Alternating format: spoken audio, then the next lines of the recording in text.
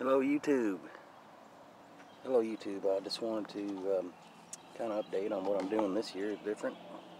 I'm growing some tomatoes, and I couldn't find the mesh to make cages that has the big 6-inch openings.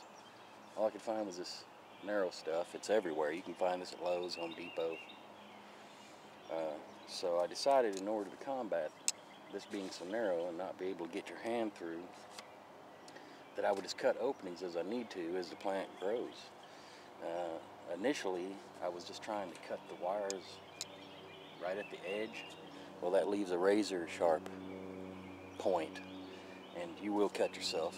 If you look at my arm here, I don't know if you can see that. So what I've done since then, whenever I cut it open, I leave a 1/2 inch around, and then I just bend it over, and then you're not cutting yourself. And here's an example of where I made an opening, and I'm going to have just various openings all throughout as the plant grows. Whenever I need to get in somewhere, into the plant, I'll just cut the opening then. Another thing I wanted to show is that at Harbor Freight they have these spikes for watering. They have holes in them, and this fits a 2-liter bottle. Well, that works out perfect. If you're like me and you go to work early in the morning every day, you work 8-10 hour day, and it's hot out, you need to water those plants every morning, bright and early, before you leave for work. I just fill up 2-liter bottles, and I have these spikes down in the ground, and you can see one right here, or maybe you can, I don't know. You can see right here I have it stuck in the ground. Okay, and then what you do, you fill up your 2-liter bottle. The better brands like Coke and Pepsi, their bottles are a lot thicker and better. This is from a squirt bottle. It's a little thin, but it works. It'll work all year. And so what you do, you fill up the bottle with water like the night before and have them ready. And then you just come in here and turn it upside down and you shove it down in that. And it slowly drips during the day. And if it's really hot out, then you do it again when you get home from work. And that's all there is to it. And that gets it right down into the roots. It's not evaporating. And it really works. I did this last year. That's how I watered my tomatoes all year, even through the hottest of summer. And it worked great. It really did. And right now I got plastic around these. Normally I would have gone ahead and cut this out and then put the plastic around. Well, I didn't think of this until after I put the plastic around to put my watering system in. So I ended up cutting the plastic, and then I'm just going to duct tape that back. And then once I remove the plastic, I'll have my watering opening, I guess you'd call it. Let me try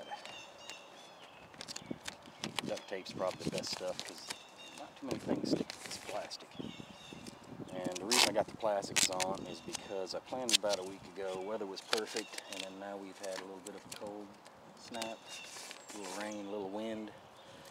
And that's one of the worst things for young plants is that wind, that cold wind.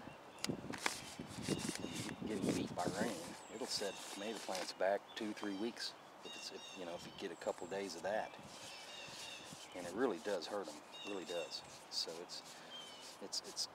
I think it's important to protect your plants for the first month or so. But anyway, that was the update. Now, as far as cutting this wire, I'll do an example up here of what I do. Okay, I'll just cut a little hole. Instead of trying to cut it close like this, no matter how close you cut it, it's going to have a sharp edge. It's going to cut you. So just cut it down a little, like that. Now, however big you want your opening, and then bend. I like to bend it outward. Bend it out. Okay. And there you have maximum wire where you don't need to get into, and you have an opening, and it's not going to hurt you.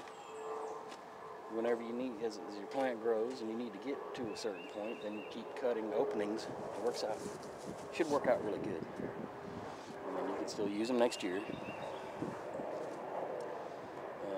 But anyway, I just want to show that little thing about the watering and about using this type of wire, because it's too narrow to harvest, a tomato that big.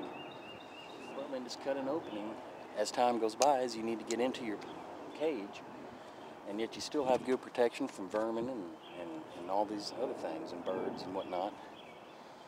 And so I'll give an update here in another week or so. This is a Brandywine, pink Brandywine. I have another pink Brandywine. This is a German Johnson, which is another potato leaf, big beefsteak variety. I have a Roma tomato that the wife wanted to grow more than anything for canning. Here I have a Sweet 100 cherry tomato, which is, these things are very prolific. They'll grow 15 feet or more. You can look on YouTube and you'll see people who've grown them over that. And I have an open space here where I'm going to be putting a Cherokee Purple that I grew from seed. I felt it hadn't come along far enough in the pot. It's a slow growing plant. And in the next week I think I'll be putting it in the ground. Anyway, that's just an update of where I'm at. Thanks for watching.